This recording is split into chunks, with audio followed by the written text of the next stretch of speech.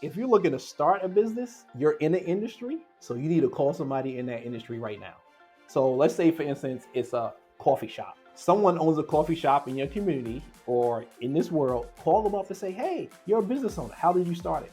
Because what happens, some people's like, well, I'm gonna do it on my own. There's people that would tell you the story. They'll tell you the great things about them, the pitfalls. So I would say, hey, whatever business you're looking to start, call someone right now. You might not know them, walk into their business and say, hey, I'm doing research, right? You have to say everything. I'm doing research on your business. So that would be number one. And then two, I also have a connection with the Johnston Community College Small Business Center, in which I meet with some startup business owners. I would say join those organizations and get free counseling also. Welcome to another episode of Best of Johnston County, brought to you by Breeden Law Office. Our host, Jonathan Breeden, an experienced family lawyer with a deep connection to the community, is ready to take you on a journey through the area that he has called home for over 20 years. Whether it's a deep dive into the love locals have for the county or unraveling the complexities of family law, Best of Johnston County presents an authentic slice of this unique community. Hello, and welcome to another edition of the Best of Johnston County Podcast. I'm your host, Jonathan Breeden, and on today's episode, we have the owner and founder of Kanston Development, Karriem Kanston. He's going to talk to us a little bit about his business coaching, his personal coaching that he does to his development company. He owns a couple of Little Caesars. We're going to talk about Little Caesars Pizza, which I personally love, and the charity One Blood out of Clayton that he has done some work with. But before we get to that, I want to ask you to like, follow, or subscribe to this podcast wherever you're seeing it, whether it be on Apple, Spotify, YouTube, LinkedIn, TikTok, or any of the other pages that have the Best of Johnston County Podcast throughout social media. And that will make you aware of future episodes of the Best of Johnston County Podcast. The Best of Johnston County Podcast comes out every single Monday, and we're up over 50 episodes now, and we've had a lot of great guests. And if you love Johnston County as much as I do, this podcast is for you. So go back and listen to some of the previous episodes with County Commissioner Butch Lauder, County Commissioner Patrick Harris, County Economic Development Director Chris Johnson, Miss Teen America, Hanley House, local dentist Tim Sims. We've had a lot of great guests that I think you will find fascinating. Their commentary and what they do and why they love Johnston County is sort of evergreen. It doesn't go out of style. It doesn't grow old. And so I think you would find any of those previous podcasts extremely interesting and educational. Welcome, Karriem. No, thank you, Jonathan, for the time today. Hey, no problem. No problem. We met a few weeks ago at a Clayton Chamber of Commerce event out here at the Cleveland Draft House. I found what you were talking about, you did fascinating. So I was like, I got to get this guy on the podcast. So anyway, so tell the audience who you are, where you're from, what you do. Sure. So I was born and raised in Queens, New York, and went to business school in Johnson Wells University in Rhode Island, and thought I was going to only spend 4 years there, but spend 26 years in Rhode Island. And right before the pandemic, I used to travel down here to Johnston County because my in-laws moved here 20 years ago and see them. So right before the pandemic, I would do a networking every week at the ale house, right? And so I have to move here. This place is beautiful. It's great. It's growing. I've seen the growth. And when I was in 8th or 9th grade, I used to live in the South in Newport News, Virginia. So I'm like, I always love the South. I got to get back down there. So 2021, moved here, and we said when we moved there, we're going to buy a business. So that's how we got into Little Caesars and stuff like that. But I love doing business coaching, training, and helping business owners trying to figure out how to grow their business. Well, that's cool. So I also think you told me before we got on here that your in-laws are from Kinston. Yes, they're from Kinston. So you married a North Carolinian. So that's a good reason to come back to North Carolina. Yeah. And then on my mother's side of the family, from Rocky Mountain area. Okay. Well, that's great. I like Rocky Mount too. So that's awesome. So when you came here, did you already have Kanston Development, and this is just a new incarnation of it, or was it a new creation? So I had it already doing business coaching, mostly a lot of economic development. So helping business owners find funding, because I used to do business lending before, but then also helping business owners find business grants to grow their business. And so when I got into the franchise, in the Little Caesars franchise, I kind of put a little bit that on the back burner, still kind of did some of it until I turned the stores around and put a manager in. And so I got to go full force now since I have managers running the business. It's comfortable. Yes, I still step in sometimes, but I'm not there a lot. And so I really need to help out some more small businesses. And then I do some work through Wake Tech Community College. So they have a small business center And sometimes I meet with some of their clients there. Well, that's cool. That's cool. So I guess since you're in the business development and coaching thing, what are maybe the top 2 or 3 things somebody looking to start a business or grow a business can do to help themselves here in the next 90 to 180 days? Sure. So this is what they can do right now. If you're looking to start a business, you're in the industry, so you need to call somebody in that industry right now. So let's say, for instance, it's a coffee shop. Someone owns a coffee shop in your community or in this world, call them up and say, hey, you're a business owner. How did you start it? Because what happens, some people's like, well, I'm going to do it on my own. Well, there's people that would tell you the story. They'll tell you the great things about them, the pitfalls. So I would say, hey, whatever business you're looking to start, call someone right now. You might not know them, walk into their business and say, hey, I'm doing research, right? You have to say everything. I'm doing research on your business. So that would be number one. And then 2, I also have a connection with the Johnston Community College Small Business Center, in which I meet with some startup business owners. I would say join those organizations and get free counseling also.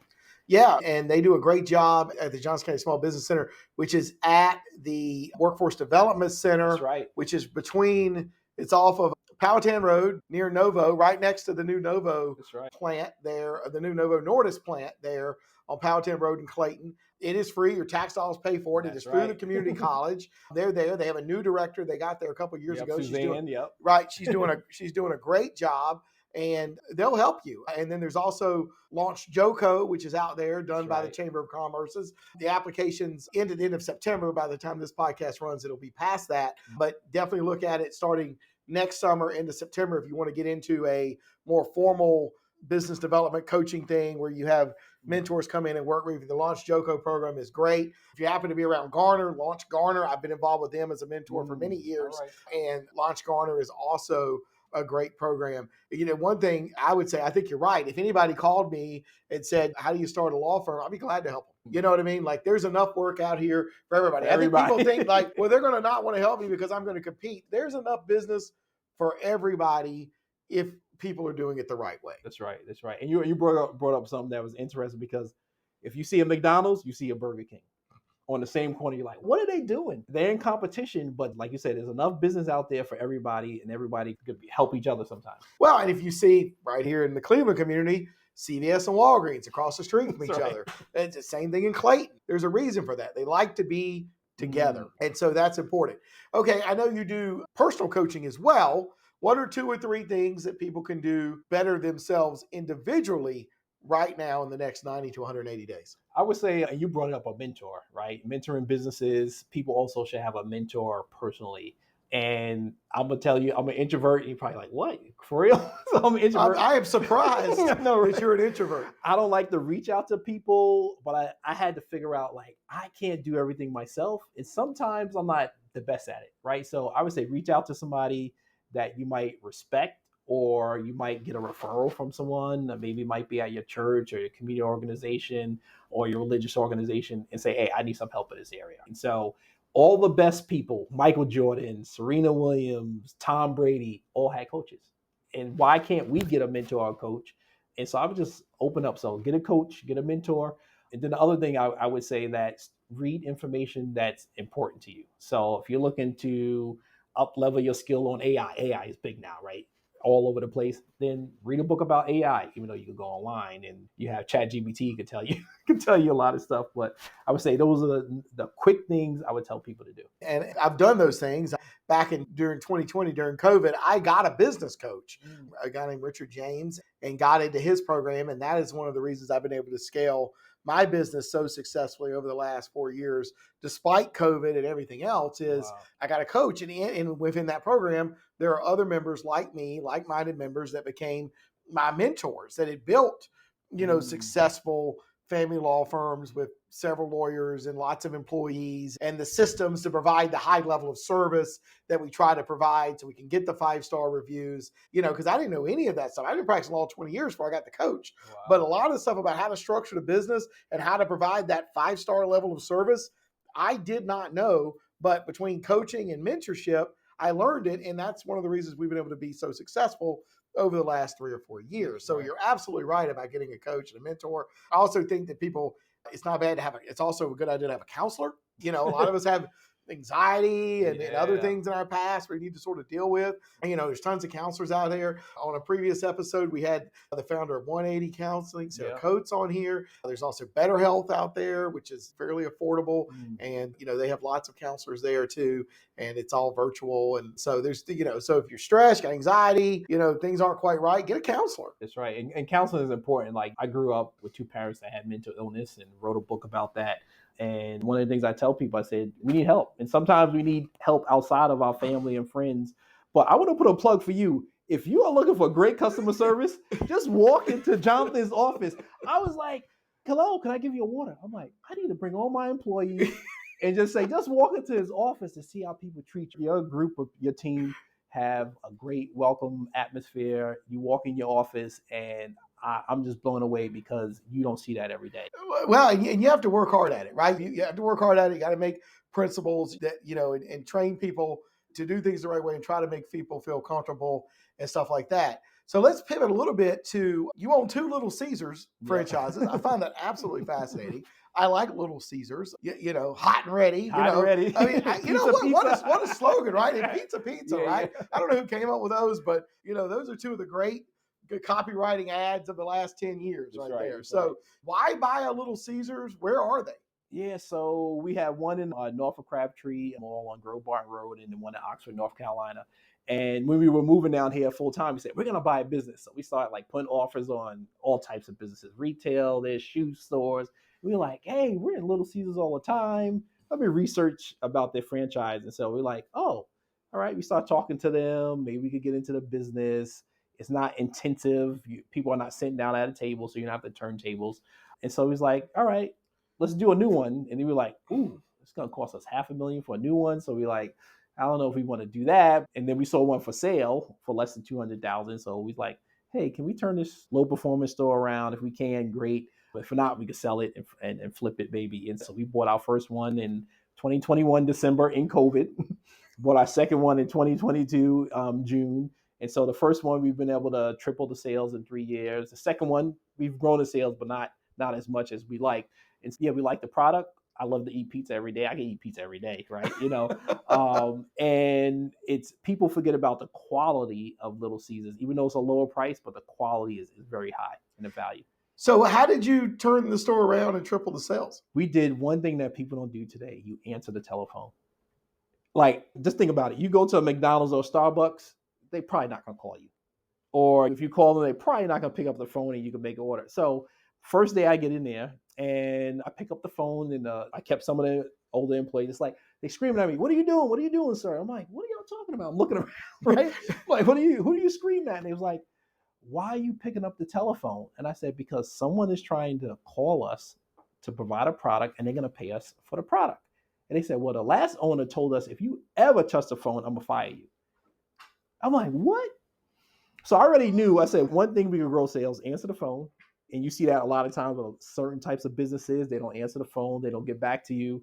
2, customer service. We increase the customer service. We do things that nobody else has done before. Like, people came in late and their order was late and I had their telephone number. So I gave them a call the next day and say, listen, next time you come in, we're going to give you something free crazy bread. We're sorry. And people said to me, what are you doing, sir? And I'm like, I'm calling you to say I'm sorry. They said, we already knew it was busy. We just thank you very much for even acknowledging us. So customer service and then consistency. Give the people a consistent product that they're asking for. So how did you make the product more consistent? Was that through better training, better monitoring of making sure they were following the recipe? The hardest part in the restaurant business is to get the cooks to follow the recipe. Everybody wants to do it their own separate way, but you really just need to follow the recipe. So is that what you did? You just insisted that they follow the recipe? You inspected the dough before it, as it was being made? Like, what did you do to increase the quality? So with a franchise, you have all those SOPs, standard operating procedures. Right. They have videos. And so the first thing I do when I have new people come in, they watch an orientation video. They watch videos about making pizza. And then we show them how to make the pizza. And then you got to inspect it also. So you inspect the product, inspect things. So I tell people, when a food comes out the oven and you look at it and you wouldn't eat it, why would you serve it to somebody? It's a good point. Plain and simple. So that's one of the things I tell people. And sometimes, if I get a customer complaint, sometimes I might go back and review the video and say, yeah, that pizza came out dark. You shouldn't have served it. So it's continuously training, especially in this industry where you have a lot of people turning over. It's like you have to do continuous training. And also you have to show them like, hey, all right, this is bad. This is not good. And we have pictures on the wall. So people can say, well, I didn't know that pizza didn't look good. Well, the pizza's on the wall should look like that, right? Yeah. Well, I mean, that is key. But I mean, I think one of the things that I try to get through when I'm talking to businesses and stuff is you need to inspect what you expect. And if you're not doing that, then you're not going to be able to produce a consistent product. Whether we're doing your family law case, whether I'm buying a pizza from you or whatever, you've got to be inspecting what you expect and making sure that the standard operating procedures, or in my case, I've got those, but I also have KPIs that we're trying to do, how quick we get cases filed. I'm always constantly tracking how long before we can close a case out, because we need people to be able to move on with their lives. That's right. We need to be able to move the cases through. So it's all the same thing. My business is no different than yours, whether it's quick serve restaurant or providing professional services like an attorney. It's the same thing. It is about the customer. And I think it's interesting. You talk about answering the phone. That is the number one thing that other law firms don't do and don't do well. My office has trained phone people whose only job it is to answer the phone and to call people back. Awesome. And I think that is key. Yes. And if you call here, we have an answering service 24 hours a day, 7 days a week, live operators, America, it's good. And so, they'll take your information, and it needs to get to one of us. They can get it to us. That's right. So, I mean, I think that's important too. So I think it's interesting. One of the things I did was I did a better job of answering the phones. You know what I mean? Right. So somebody's calling for your service, and you're not offering the opportunity to engage. I'm like, I don't get it. I know the tradespeople, and I try to help people, especially in this area, Johnston County. I'm part of the chamber. I'm like, man, answer the phone, man. Somebody's asking you for a service or a quote or something. That means that they're trying to give you business. So if you're saying you're looking for business and somebody's trying to give it to you, I went to a networking event and I said to an electrician, I have these things to fix in my house. He told me to call him back next week. I'm like, dude, I'm trying to give you business, right? So those are the things, so trying to help people out. So when I see people like that, I'm like, hey, here's a tip for you. Maybe it's, like you say, getting an answering service. Maybe it's getting a remote. Like nowadays, you can have somebody else answer the phone. You don't have to answer it, and now it's chatbots. Like you can set up with ChatGPT that can answer a customer's questions when they call in. I didn't even know that until 2 weeks ago. Yeah, I mean, right. And, if you're a business owner and you're listening to this or whatever, the time to respond to a lead, you know what I mean? Like if you don't call somebody back on an inbound call in the next 5 or 10 minutes, the odds you're going to be able to convert that lead go way down. If I was calling to order a pizza from you and you didn't answer, I might just call the next pizza place. That's right. If I'm looking at a screen listing 10 divorce lawyers in Raleigh, if the first one doesn't answer, I'm in crisis. I'm going to call the next one. That's right. And so I think that's the key. The bar, what I always tell people is the bar for customer service, particularly in the legal industry and in the quick serve restaurant business, some as well, anybody sort of outside of Chick-fil-A is kind of laying on the ground. So if you do anything to try to raise that bar up, you're going to stand out. Yes. And you should try, because you should try to provide a good service. Because as I tell the attorneys here, a lot of times we do as good a job as we can, but the facts are going to determine the outcome. And we're not changing the facts. That's right. We're presenting facts, but we don't get to change the facts. But we can provide a good service. We can communicate with the clients. Right. We can offer them reasonable expectations as to what we think would be reasonable. We can be advocates and stuff like that. The one thing we can't do is change the facts. That's right. But we can provide a good service. And it sounds like that's what you did to triple the sales at your Little Caesars. That's right. I mean, I already knew there's an opportunity. So why wasn't this person doing a great job? It's answering the phone, consistency, customer service. Well, one, you can look at the reviews. Nowadays, if you're buying a business and they have reviews, that's something that tip also for you all. Number one thing, get Google reviews. Bad or good. But you want more good reviews, but get a lot of reviews, and that will put you up a little bit to the top of when people are searching for your product or service. Yes, and we like Google reviews because that tells me we're doing things the right way. That's right. And sometimes we get ones that are not as good, and that's a learning process for us as well. That's great you say that, because usually I talk to business owners, they say, man, I want to get that bad one off my review. And I say, here's an opportunity to respond to somebody, invite them back for a service. And especially on Little Caesars, people might put a review on your Little Caesars, but they didn't go to your store. They just saw Little Caesars. And so what I do is I always offer people to come back in and for a free product. You know why? Because if I could get them back coming into the business, it says that if you get someone every single week to spend money in your Little Caesars, they're going to be a customer for maybe 6-7 years if they live in that community. Oh, that's awesome. That's awesome. Have family law questions? Need guidance to navigate legal challenges? The compassionate team at Breeden Law Office is here to help.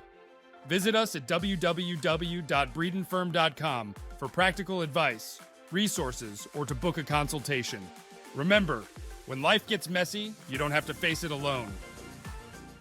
Well, let's talk about the charity One Blood. I've not heard of that. You told me about it before we started recording this. What is it? Where is it? What are they doing? Yeah. So One Blood Movement Unity is in Clayton. They have an office downtown Clayton, and it's ran by a gentleman named Coach Fred. And so I love to help people out in the community. And so the goal is we started work more with them, but they do a Thanksgiving drive. And I think they fed around like 5,000 people or something, close to 5,000 people last year. And so they have an annual fundraiser, but they also coach youth in the community. And so that's a huge thing. Some youth that need some help, they need coaching, they need to get some direction. They do some stuff, sometimes mostly in the schools and in their office. So they're trying to grow. And so people could check them out. They're trying to do some great things in Johnston County. Well, and you said their offices in downtown Clayton where where Chefella's is. Yeah. Right there on Main Street. That's right there on Main Street. Right there on Main Street. Chefella's great catering. Yep. Well, that's awesome. Right down in the Clayton Chamber of Commerce. That's right. And around the corner from the Hocutt Library. So all right there in Clayton. Well, that's awesome. So the last question we ask everybody on the Best of Johnston County podcast is, what do you love most about Johnston County? You've been here for a couple of years. Yep. You came before that. What do you love most about it? You know what I like about it? It's not the city, but it's close to the city. On top of what I like about Johnston County, I get to meet great people, right? Get that small, the Rhode Island was 1 million people, so that small community feel, and it's a growing community that people are always trying to help each other. So, I went to a networking event this morning, and the networking people there are talking about other networking events or helping other business owners, and people are looking to help each other and develop relationships. Like, with you, I say, can I be in your podcast? Sure. I didn't see all the emails quickly, but it went in my spam. And so you're looking to help. And this podcast is showing the best of Johnston County, in which I truly love that it's an opportunity to share about the county and how everybody can help each other out. Well, cool. Yeah, no, and it's the people. Almost everybody says it's the people and the small town feel, and everybody likes being next to the big city without having to deal with the big city traffic and some of the big city prices and definitely the big city taxes for sure. So how can people reach out to Kanston Development, and how would they reach out to you? Yeah, so you go to kanston.com, so Kanston.com, or you can search me on Google. I think I'm the only Karriem Kanston out there. So, and you know what? Looking to help some more people out. Oh, that's awesome. That's awesome. Well, we'd like to thank Karriem Kanston for being our guest on the Best of Johnston County podcast today. Show him some love down at the bottom. Leave a 5-star review. Tell him and us kind of what you liked about what he said. Some of the things some of the good advice he gave for how to quickly start your business, how to be a better person. We'd love to hear what you have to say about what he had to say or anything that we've been talking about here on the Best of Johnston County podcast. Make sure you like, follow, and subscribe to the podcast so that you'll be aware of future episodes. Until next time, I'm your host, Jonathan Breeden. That's the end of today's episode of Best of Johnston County, a show brought to you by the trusted team at Breeden Law Office. We thank you for joining us today, and we look forward to sharing more interesting facets of this community next week. Every story, every viewpoint adds another thread to the rich tapestry of Johnston County. If the legal aspects highlighted raise some questions, help is just around the corner at www.breedenfirm.com.